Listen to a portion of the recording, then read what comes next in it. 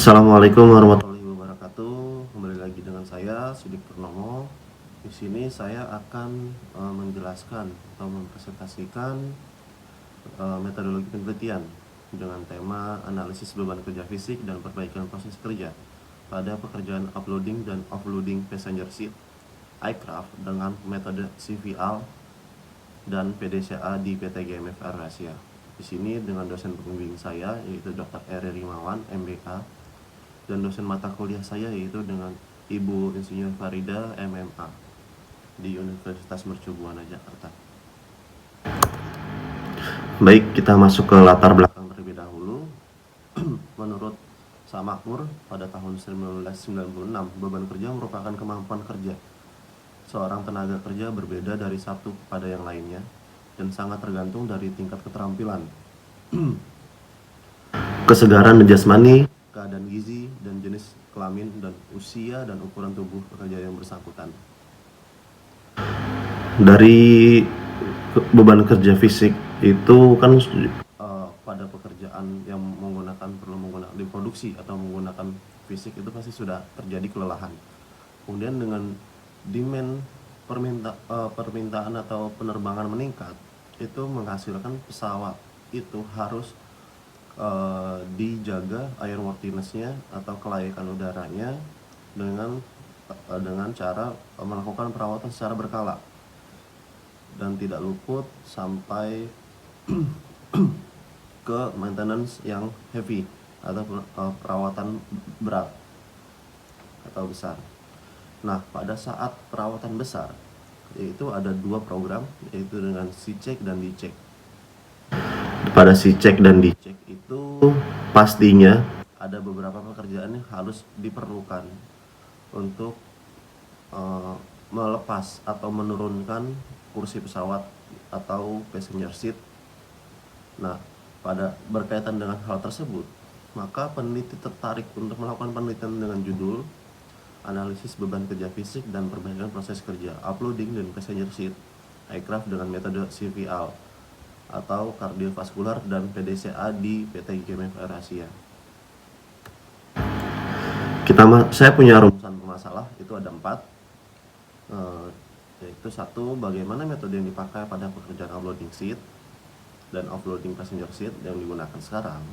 Kemudian apa pengaruh beban kerja fisik terhadap karyawan pada proses uploading atau offloading passenger seat, dan bagaimana mencari akar permasalahan dan solusi pemecahan masalah yang ditentukan. Kemudian bagaimana menentukan perbaikan terhadap metode yang digunakan pada saat proses maintenance uploading dan offloading passenger seat.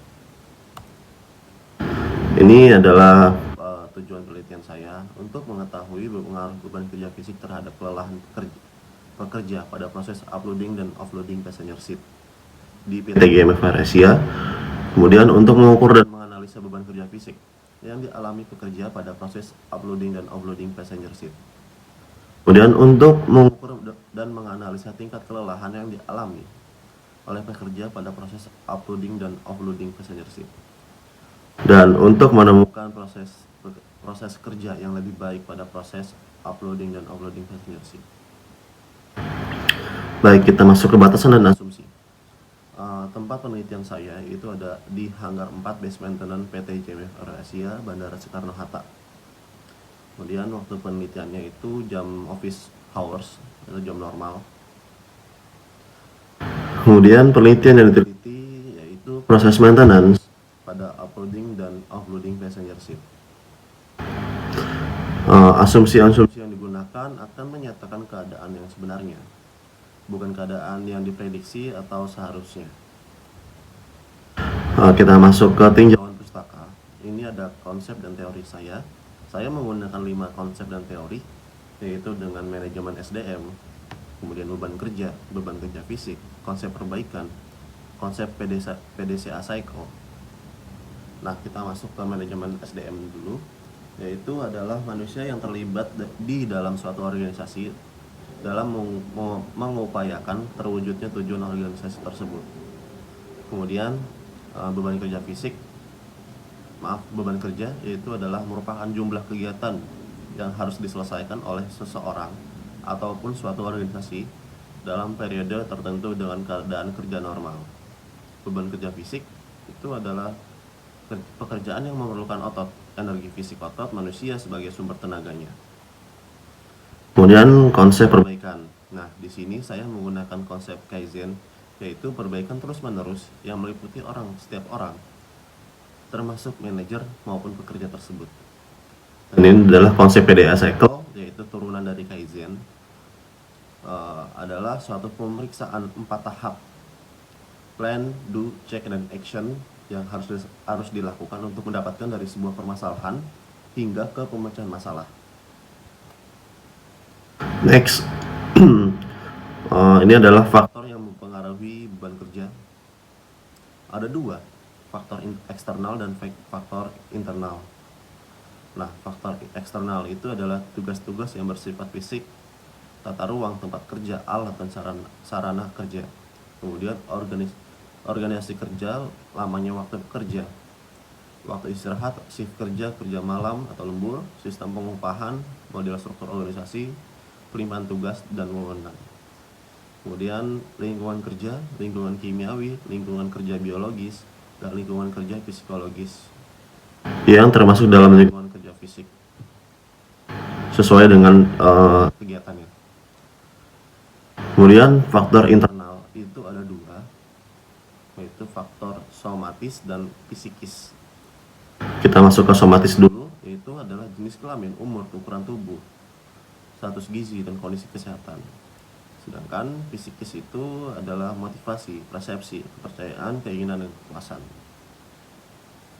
Selanjutnya, ini adalah cara mendeteksi beban kerja, yaitu dengan konsumsi oksigen, denyut jantung, peredaran udara dalam paru-paru, temperatur tubuh, konsentrasi asam laktat dalam darah, komposisi kimia dalam darah dan air seni, dan lain-lainnya. Kemudian pengeluaran energi relatif kerja fisik itu ada 2, ada kerja fisik statis dan dinamis. Kerja yang kita ketahui, kerja statis itu tidak menghasilkan gerak, kemudian kontraksi otot bersifat isometris dan kelelahan lebih cepat terjadi. Kemudian kerja dinamis itu menghasilkan gerak, kontraksi otot bersifat isotonis, kemudian kontraksi otot bersifat ritmis, dan kelelahan relatif agak lama terjadi. Ini adalah cara menghitung beban kerja atau workload physical assessment. Nah, salah satu untuk menghitung denyut jantung adalah telemetri dengan menggunakan rangsangan elektrokardiograf (EKG). Tapi apabila peralatan tersebut tidak ada, sudah jelas tidak ada karena saya menelitinya di lapangan. Kita bisa menggunakan stopwatch dengan metode 10 denyut, yaitu 10 denyut per waktu perhitungan dikali 60. Maaf, ini agak berantakan. Kemudian lebih lanjutnya, klasifikasi beban kerja berdasarkan peningkatan denyut nadi kerja yang dibandingkan dengan denyut nadi maksimum karena beban kardiovaskular.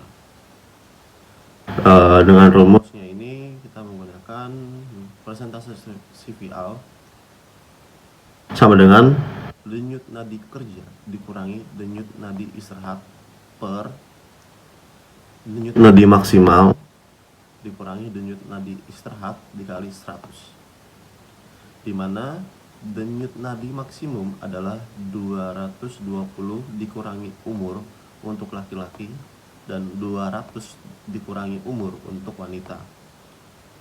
Dari perhitungan persentase CVL itu kemudian akan dibandingkan dengan klasifikasi.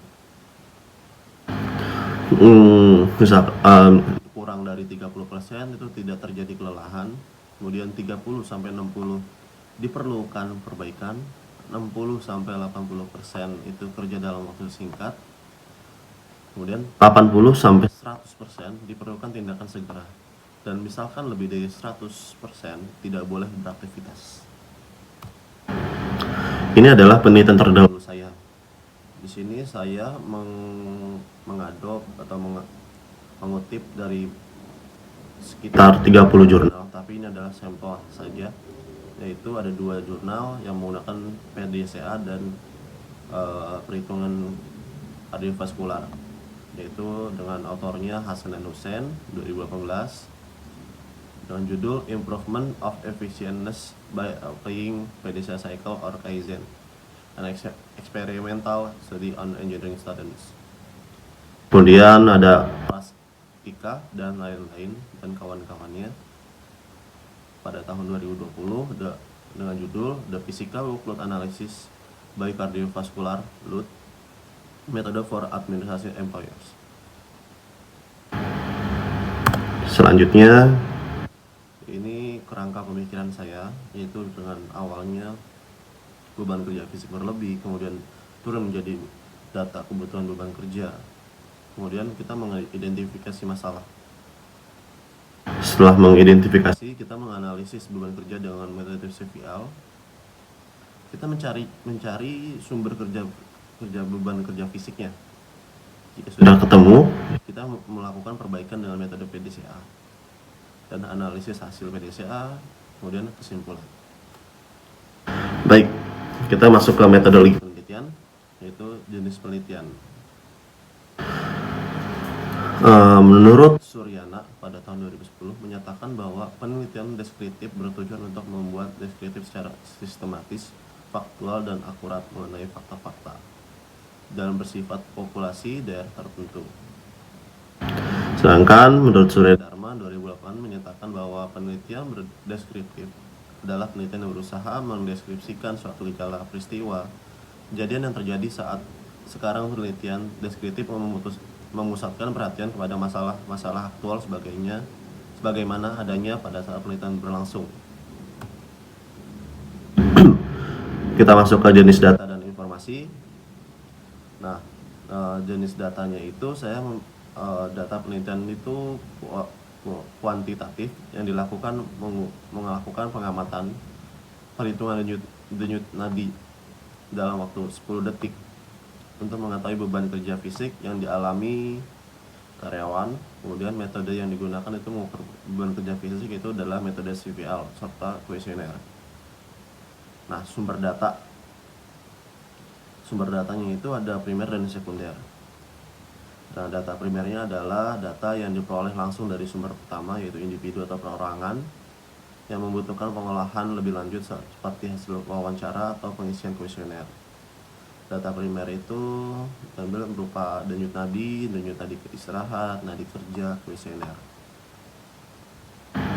Kemudian data sekunder adalah data sekunder yang telah diolah lebih lanjut dan disajikan oleh pihak pengumpul data primer atau pihak lainnya. Data yang ini berupa jumlah karyawan, jenis kelamin, dan umur setiap karyawan. Di sini saya menggunakan dua cara untuk metode pengumpulan data, yaitu observasi partisipatif dengan mengumpulkan data melakukan observasi yang dilakukan pada teknisi cabin base maintenance PT JMF Eurasia. Yang diambil itu adalah DNI, DNK, nadi kerja, kemudian dan DNK. Kita mencari selisih antara DNI dan DNK. Setelah itu kita menghitung jumlah energi yang dikeluarkan untuk bekerja, uploading dan offloading messenger sheet di PT JMF Eurasia. Kemudian wawancara tak berstruktur. Ini caranya dengan bertanya langsung kepada teknisi, kemudian memperoleh gagasan dari sudut pandang mereka mengenai permasalahan yang sedang diikuti. Nah, ini adalah pengolahan dan analisis data. Metode pengolahan data itu ada dua, yaitu metode kardiovaskular atau metode PDCA. Kemudian metode analisis data itu metode kardiovaskular load untuk mengetahui nilai beban kerja fisik yang dialami pekerja teknisi cabin di PT JMF Eurasia. Kemudian metode PDCA untuk memberikan perbaikan agar pekerjaan lebih efisien dan mengurangi beban kerja fisik. Ini adalah langkah-langkah penelitian saya dari mulai mencari penelitian terdahulu, studi pustaka, dan studi lapangan, mengidentifikasi dan perumusan masalah, mencari tujuan penelitian, batasan-batasan masalah, pengumpulan data, serta pengumpulan data dari beban kerja fisik dan proses perbaikan proses kerja, pengolahan data, selanjutnya dengan analisa hasil, dan kesimpulan dan saran, dan selesai. Ini adalah daftar pustaka yang saya ambil. Bisa dilihat. Cukup sekian presentasi dari saya. Kurang lebihnya mohon maaf. Billahi taufiq wal hidayah. Wassalamualaikum.